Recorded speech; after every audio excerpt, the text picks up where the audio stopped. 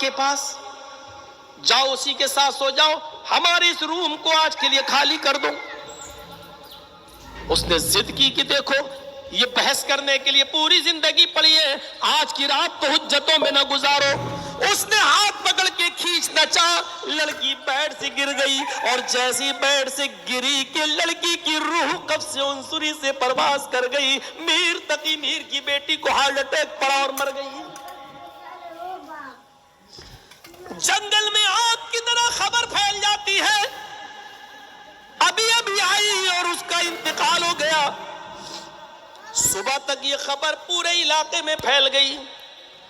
ادھر میر تقی میر فجر کی نماز پڑھنے کے لیے اپنے محلے کی مسجد میں گئے، اور وہاں چرچے ہوئے تو پتہ چلا کہ میری بیٹی سسرال میں انتقال کر گئی۔ جب تک فجر کی نماز پوری ہوئی، سسرال سے بھی کچھ لوگ آ گئے لڑکی کی، اور میر تقی میر سے کہا آپ کی بیٹی کو ہارٹ اٹیک پڑا اور وہ ختم ہو گئی۔ میر تقی میر کی بیٹی نے اپنی بیوی کو سے بولا چلو بیٹی کا انتقال ہو گیا، تو پھر وہی سہیلی سامنے آئی، کہنے لگی میر تقی میر سے آپ کی بیٹی کو ہارٹ اٹیک نہیں پڑا، آپ کی بیٹی کو میں نے بتا دیا کہ تیرا گھر آباد ہو گیا، لیکن تیرا باپ برباد ہو گیا، اس صدمے نے تیری بیٹی کی جان لے لی۔ میر تقی میر اپنی بیوی کو لے کے جاتے ہیں، صبح کے 9 بج چکے ہیں، بیوی تو گھر کے اندر چلی گئی، میر تقی میر جا رہے ہیں بیٹی کی سسرال، تو ان کو روک دیا گیا، ابھی تمہاری بیٹی کو غسل دیا جا رہا ہے، ابھی تم اپنی بیٹی کو نہیں دیکھ سکتے۔ وہ باہر بیٹھ گئے۔ تھوڑی دیر کے بعد سفید رنگ کے کفن سے بیٹی کو لپیٹ دیا گیا، ناک میں کاٹن روئی لگا دی گئی، اور پھر میر تقی میر کو خبر دی گئی آئیے اور اپنی بیٹی کی لاش کو دیکھ لو۔ میر تقی میر جیسے ہی گھر کے اندر جاتے اور اپنی بیٹی کے چہرے پر نظر ڈالتے، روتے ہوئے میر تقی میر کا حال برا ہے، اپنی بیٹی کے کفن پر نظر ڈالتے کہتے میری بیٹی میں نے تو لال رنگ کے کپڑے میں سرخ جوڑے میں تجھے رخصت کیا تھا، یہ سفید رنگ کا کفن تو میں نے تجھے نہیں دیا، یہ سفید رنگ کا کفن کہاں سے آیا؟ میر تقی میر کا داماد کہتا ابو کیا بولے چلے جا رہے ہو؟ کہا اچھا تم تو شوہر ہو داماد ہو میرے، اچھا وہ لسٹ لاؤ کہاں ہے جو تم نے سامان مانگا تھا مجھ سے؟ اس نے کہا ابو وہ لسٹ تو آپ ہی کے پاس ہے، ہم نے آپ ہی کو دی۔ میر تقی میر کہتے ہاں وہ تو مجھے دی تھی، تبھی تو میں نے انتظام کیا، جیب میں ہاتھ ڈالا، لسٹ نکالی، کہا میرے داماد اس میں کفن کہاں لکھا ہوا ہے؟ تم نے جو چیزیں مانگی تھی وہ سب ہے، یہ کفن کہاں ہے؟ یہ تو میں نے نہیں تم نے نہیں لکھا تھا۔ کہا آپ کو کیا ہو گیا ہے؟ کہا میں یہی تو جاننا چاہتا ہوں کہ تم کفن لکھنا کیوں بھول گئے تھے؟ سب کچھ تم نے مانگ لیا، صرف میری بیٹی کو تم نے کفن دیا، کاش یہ کفن بھی لکھ دیتے تاکہ میری بیٹی کے جسم پر وہی کفن ہوتا اور تیرے گھر کا کوئی چیز میری بیٹی کے سر پہ جسم پہ نہ ہوتی۔ کیا سمجھتے ہو تم اپنے آپ کو میری بیٹی کو ہارٹ اٹیک پڑ سکتا ہے؟ ارے میری بیٹی کو تیرے جہیز کی لسٹ نے صدمے میں پہنچا کر اس کا ہارٹ فیل ہوا ہے، ہارٹ اٹیک ہوا ہے، اس ڈیمانڈ نے کیا ہے۔ پھر اس نے اپنی بیٹی کے کفن کو پکڑا، ایسے سفید رنگ کے کفن کو، اور کہتا ہے میری بیٹی آج سے تیرے باپ کی شاعری ختم، آج کے بعد میں ایک بھی شعر نہیں پڑھوں گا، کسی منچ پہ نہیں جاؤں گا، آج کے بعد شاعری کو الوداع کہتا ہوں، لیکن آج آئے میری لخت جگر، آئے میری بیٹی، آج میں تیرے اس کفن کو پکڑ کر ایک شعر پڑھ رہا ہوں اور آخری شعر پڑھ رہا ہوں، اس آخری شعر کے بعد ہمارا کوئی شعر نہیں ہوگا، پوری زندگی کے لیے میں سنیاس لے لوں گا شعر و شاعری سے۔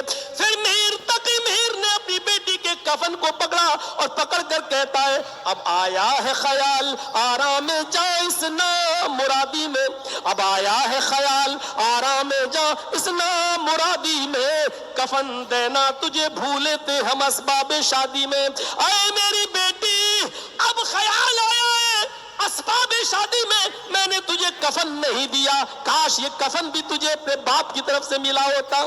پھر اس نے کہا آئے میرے داماد یہ کفن تو تم نے دیا ہٹاؤ، میں اپنی چادر لے کر آیا ہوں۔ اس نے جلدی سے اپنی بیٹی کو اپنی چادر اڑائی اور اس کا کفن اس کے منہ پہ مار دیا، پھر کہا آئے میر تقی میر، میرے داماد میری بیٹی تیرے قبرستان میں دفن نہیں ہوگی، میں اپنی بیٹی کی لاش کو اٹھاتا ہوں اور میں اپنی بیٹی کو اپنے قبرستان میں، اپنے باپ دادا کے قبرستان میں دفن کروں گا، اس لیے کہ میری بیٹی کو تیرے جہیز کی ڈیمانڈ کے صدمے نے مارا ہے، میری بیٹی تیرے قبرستان میں دفن نہیں ہوگی۔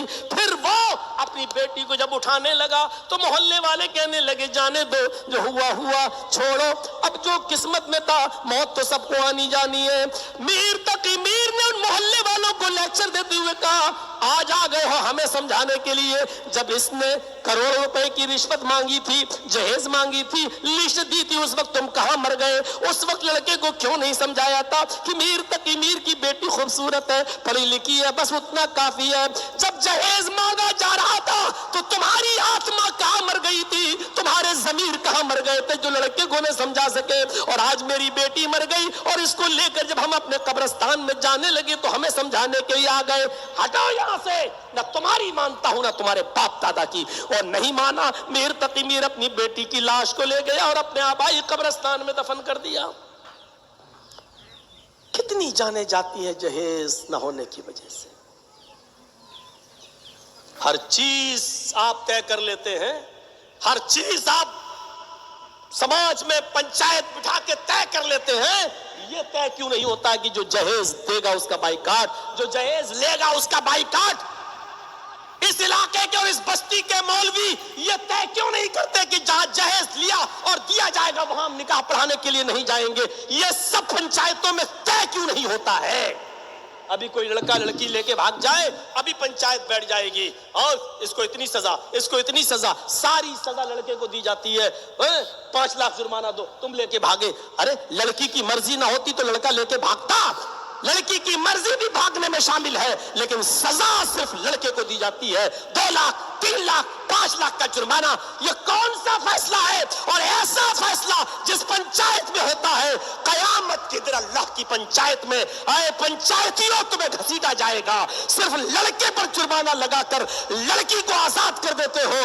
اللہ کے عذاب سے ڈرو، قیامت کے دن تم اس کے فیصلے سے نہیں بچ سکتے ہو۔ انصاف کرو تو صاف انصاف کرو۔ جب قرآن ہمیں یہ بتا رہا ہے کہ لڑکے اور لڑکی میں جب غلط کام ہوتا ہے تو اس میں لڑکی کی ذمہ داری زیادہ ہوتی ہے، جب لڑکا لڑکی ایک دوسرے کو لے کے بھاگتے ہیں تو اس میں لڑکی کا کردار زیادہ ہوتا ہے، تو آپ صرف لڑکے کو سزا دینے والے کون ہوتے ہو؟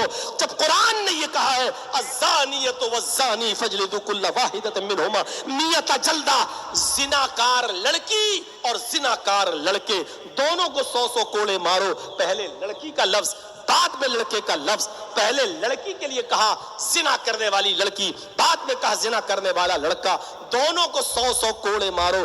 اگر شادی شدہ نہیں ہے تو، کوارے ہیں تو 100 کوڑے مارو۔ قرآن نے یہ بتا کر ہمیں یہ میسج دیا ہے کہ جب بھی غلط کام ہوگا تو لڑکے سے زیادہ لڑکی اس کی ذمہ دار ہوگی۔ اگر لڑکی نہ چاہے تو لڑکا کسی لڑکی کے ساتھ زبردستی کر ہی نہیں سکتا۔ اگر لڑکی بھاگنے پر تیار نہ ہو تو لڑکا کسی لڑکی کو زبردستی بھگا نہیں سکتا۔ اس لیے فیصلہ کرو تو ایمانداری کے ساتھ فیصلہ کرو، فیصلہ کرو تو سچائی کے ساتھ فیصلہ کرو، فیصلہ کرو تو قرآن و حدیث کو سامنے رکھ کر فیصلہ کرو۔ اور فیصلہ تو ایسی چیز ہے کہ اللہ نے کہہ دیا وَلَا يَجْرِمَنَّكُمْ شَنَآنُ قَوْمٍ عَلَىٰ أَلَّا تَعْدِلُوا اعْدِلُوا هُوَ أَقْرَبُ لِلتَّقْوَىٰ۔ اپنے دشمن کے ساتھ بھی بیٹھا ہو تو اس کے ساتھ بھی انصاف والی بات کہو، اور کسی قوم کی دشمنی تمہیں بے انصافی کرنے پر مجبور نہ کر دے۔ اس لیے دشمنی مت دیکھو، یہ مت دیکھو یہ میرا دشمن ہے اور فیصلہ اس کے خلاف کر دو۔